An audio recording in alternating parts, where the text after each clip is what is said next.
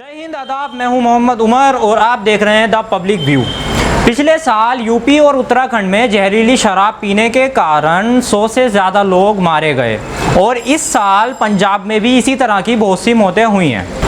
तो आज हमारे प्रोग्राम साइंस वाला व्यू में हम आपको बताएंगे कि जहरीली शराब और उनसे होने वाली मौतों का क्या कारण है। देखिए, सबसे पहले शराब के प्रकार के बारे में जान लेते हैं कि शराब जो है वो कितनी तरह की होती है। वाइन, विस्की, रम, वोडका, बियर, स्कॉच, इन सभी में अल्कोहल होता है।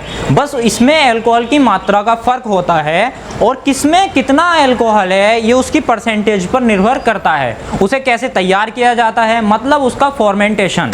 ठीक है, तो फॉर्मेंटेशन के दौरान पिया जाने वाला अल्कोहल यानी कि एथिल अल्कोहल या एथेनॉल के साथ कुछ मात्रा में जहरीला अल्कोहल भी बन जाता है, जिसको साइंस की भाषा में मेथिल अल्कोहल या मेथनॉल कहा जाता है।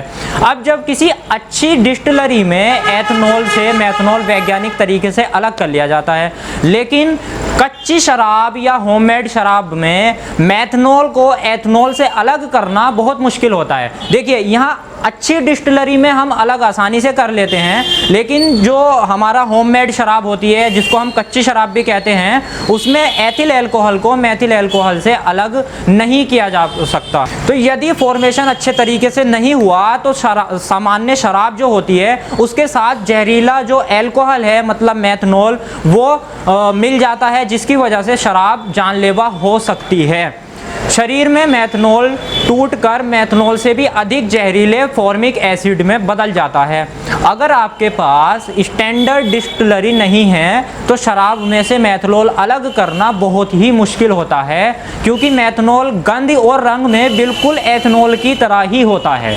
ये दोनों बिल्कुल भाई भाई की तरह हैं, जो गंध में एक जैसे होते हैं।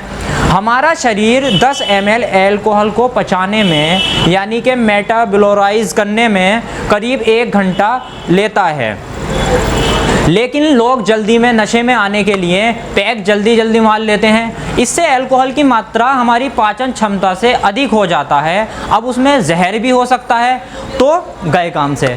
इसके अलावा भारत में नशा बढ़ाने और मुनाफा कमाने के लिए कई बार जानबूझकर कच्ची शराब में मेथनॉल मिलाया जाता है, जो गंध और रंग में एकदम शराब जैसा ही होता है। और कई बार यूरिया भी तनु करके मिला दिया जाता है, यूरिया भी हल्का करके मिला दिया जाता है। इसलिए अक्सर ऐसा देखा गया है कि होममेड कच्ची शराब में जहरीले मेथनॉल होने की आशंका बहुत ज़्यादा होती है, और चूंकि ये सस्ती होती है इसलिए इसे पीकर मरने वाले अधिकांश लोग गरीब ही होते हैं। जहरीली शराब पीकर जो लोग तुरंत मर जाते हैं, लेकिन अधिक शराब पीने वाले भी दीर्घकालिक मौत की तरफ तो बढ़ते ही हैं। अब आपको बताते हैं कि इस सब से बचने के लिए क्या करें। देखिए, सबसे पहले तो आप कोशिश करो कि शराब पियो ही मत। अगर पीना हो तो एक बार में ज़्यादा ना पिएं, शरीर की क्षमता जानें। पैग के बीच में 1 घंटे का कम से कम गैप रखें और साथ में कम नमकीन चखना खाएं। जो नमकीन साथ में खाते हैं वो थोड़ा कम खाएं। खाली पेट अल्कोहल अधिक असर करता है, इसलिए खाली पेट ना खाएं।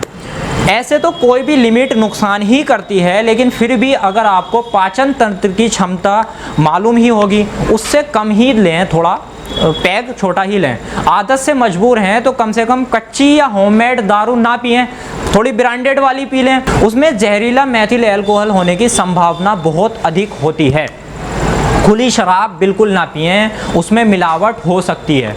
उल्टी आने लगे या सांस लेने में दिक्कत हो तो बिना शर्म और बिना झिझक किए तुरंत हॉस्पिटल भागो। दोस्तों के साथ दबाव में या शोबाजी में ज़्यादा शराब ना पिएं। ये कोई बहादुरी का काम नहीं है, मूर्खता का ही मामला है। तो आगे से ये सारी चीज़ें ध्यान रखें, क्योंकि शराब सेहत के लिए हानिकारक तो है ही, लेकिन कभी कभी ये जानलेवा भी बन सकती है। तो साइंस का व्यू में हमने आपको बताया कि शराब जो है वो किस तरह से आपको नुकसान दे सकती है। तो आप कच्ची शराब बिल्कुल ना पिएं, बल्कि ब्रांडेड शराब पिएं, और अगर हो सके तो बिल्कुल ना पिएं। नमस्कार।